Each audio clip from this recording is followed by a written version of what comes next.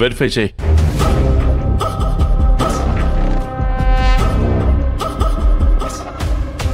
రెండు మూడు పేపర్లే ప్రింట్ ఉన్నాయి, మిగతావన్నీ ఖాళీ స్టాంప్ పేపర్లే.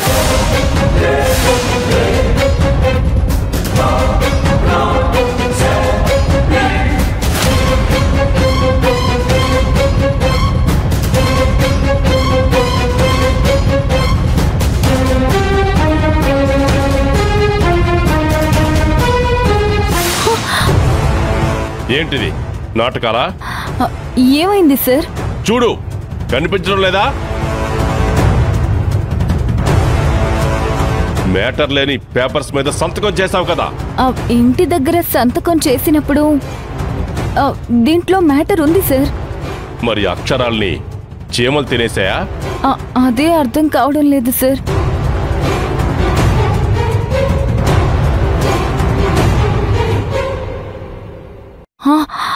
నాకు తెలిసి ఇది ఆది ప్లానే అయి ఉంటుంది సార్. ఏంటి చెవిలో పువ్వులు పెడుతున్నావా నువ్వు?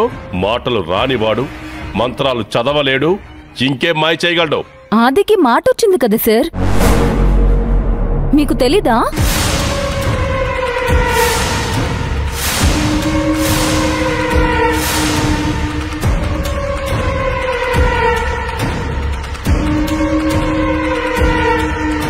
దొరికిపోయావని అబద్ధం చెప్పకు. నేనెందుకు అబద్ధం చెప్తాను సార్? అబద్ధం చెప్పి 10 నిమిషాలు కూడా మీ నుంచి తప్పించుకోలేను. అబద్ధం చెప్పానని తెలిసాక మీరు నన్ను వదిలిపెట్టారు కదా సార్. ఎక్కడెక్కడో విషయాలన్నీ మీకు తెలుస్తాయి, కానీ ఆదికి మాటొచ్చిన విషయం సామాన్యురాలైన నాకు తెలిసింది, కానీ మీకు తెలీదా? మీకంత అనుమానంగా ఉంటే మీరే ఎంక్వైరీ చేయండి సార్. రావణ్ భాయ్, ఆ నందినికి కాల్ చేస్తే విషయం తెలుస్తుంది కదా.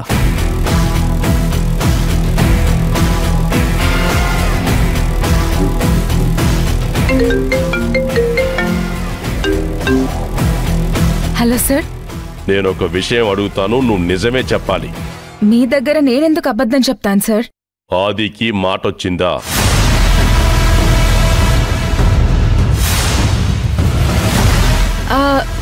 లేదు సార్. ఇప్పుడే కదా నాకు అబద్ధం చెప్పను అన్నావు.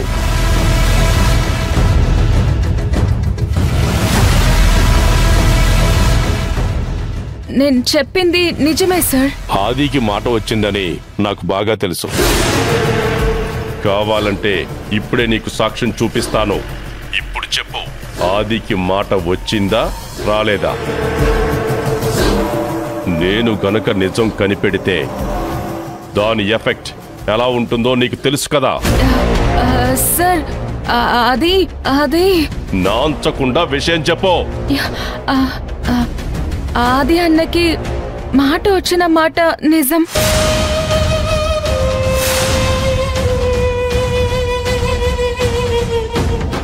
అన్నయ్య ఎవరికి చెప్పొద్దని చెప్పాడు, అందుకే ఎవరికి చెప్పలేదు. అంటే నువ్వు ఆది ఒకటి, మేం వేరే వాళ్ళం కదా.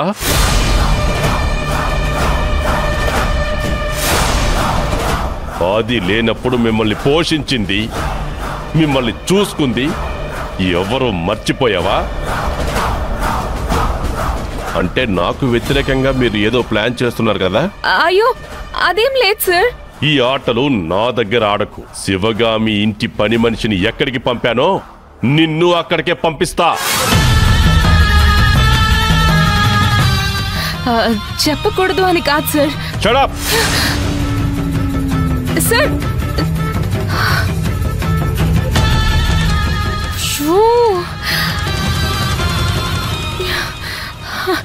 ఏం చేయాలరా భగవంతుడా?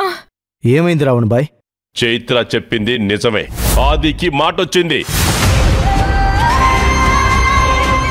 అందరూ కలిసి ఈ విషయం దాచిపెట్టారు. దీని పర్యవసానం ఎలా ఉంటుందో వాళ్ళు త్వరలోనే చూస్తారు. ఇప్పటికైనా అర్థమైంది కదా సార్, నేనే తప్పు చేయలేదు అని. ఇక నేను వెళ్ళనా సార్?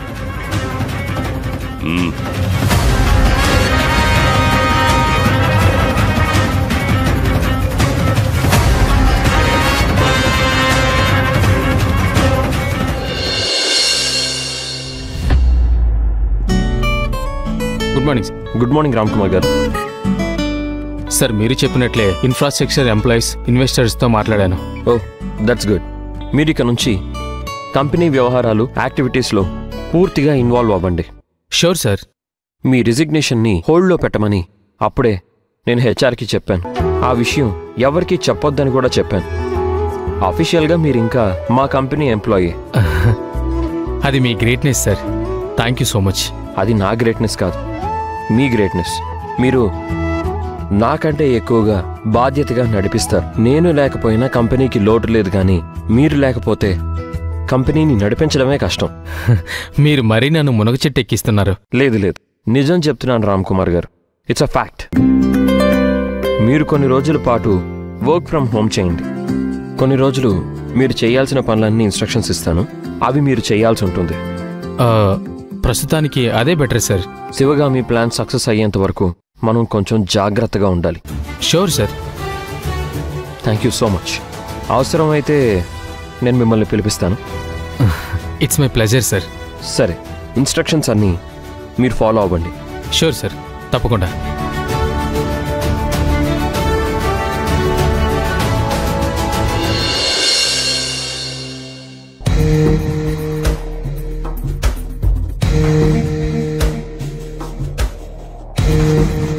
ఏమైంది రావణ్ బాయ్? ఆదికి మాట ఎలా వచ్చింది? ఆపరేషన్ ఎక్కడ చేయించారు? అదే తెలియటం లేదు రావణ్ బాయ్. మనమైతే అన్ని రకాలుగా ప్రయత్నించి ఆపరేషన్ జరగకుండా ట్రై చేశాం, కానీ వాళ్ళు మాత్రం రహస్యంగా ఆపరేషన్ చేయించుకున్నారు. కనీసం నందిని కూడా మనకి ఈ విషయం చెప్పలేదు. ఇదంతా ఆది ప్లాన్ అయి ఉంటుంది. మనకి చెప్పకుండా చెల్లిని కంట్రోల్ చేసుంటాడు. కత్తులు గన్నులు పట్టుకొచ్చే వాడితో ఎలాగైనా ఫైట్ చేయొచ్చు, కానీ వీడు మంత్రాలు నేర్చిన మహాజిత్తుల మారి. చాలా జాగ్రత్తగా ఉండాలి. ఎక్కడో ఉండి మనకి ప్రమాదాలు సృష్టించగలడు. ఇలాంటి వాళ్లతో మనం ఫ్రెండ్షిప్ చేయడం అవసరమా రావణ్ బాయ్? నేను అదే ఆలోచిస్తున్నాను. ఎందుకంటే ఆ నందినిని నమ్మి భైరవి ఎడ్యుకేషనల్ ట్రస్టుని నాశనం చేసే పని అప్పగించాను చూడు, అది నా తప్పు. మన వెనకే పావులు కదుపుతున్నట్లుంది. రావణ్ సార్, ఇంగ్లీష్లో ఒక సామెత ఉంది, blood is thicker than water అని. ఏదేమైనా ఆది నందిని అన్నా చెల్లెలు, రక్తం పంచుకొని పుట్టిన వాళ్ళు. మీరు నందినికి పరాయి వాళ్ళు కదా.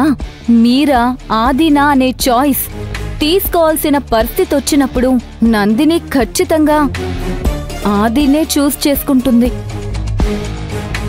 ఆది శివగామి ఆస్తిని సంపాదిస్తే నందినికి అందులో భాగం ఇస్తాడు. కానీ శివగామి ఆస్తి మీ చేతికొస్తే మీ ఆస్తి మీద కొంచెం కూడా నందినికి హక్కుండదు. మీ దయాదాక్షణ్యాల మీదే ఆధారపడి బతకాలి. సో మీ వలన నందినికి 4 ఎంగిలి మెతుకులు తప్ప వేరే లాభం ఏమీ ఉండదు సార్. అలాంటి ఆలోచనలు ఉన్నప్పుడు నేను మా అన్నతోనే ఉంటాను, మీతో పని చేయను అని డైరెక్ట్గా చెప్పొచ్చు కదా. మీ వల్లే మేము ఎదుగుతాం, మీ వల్లే మేము గెలవగలుగుతున్నాం అంటూ పిచ్చి నాటకాలు ఆడడం ఎందుకు? నందిని పరిస్థితులకి అనుగుణంగా నడుచుకునే వ్యక్తి. ఒక రకంగా చెప్పాలంటే సార్, అవకాశవాది. తనకా టైంకి ఎక్కడ ఎక్కువ బెనిఫిట్ ఉంటే అటువైపు మొగ్గు చూపే అమ్మాయి.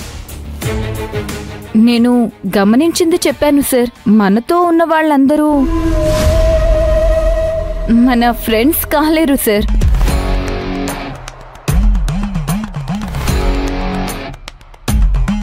సార్, మీకొక ప్రాబ్లం ఉంది సార్.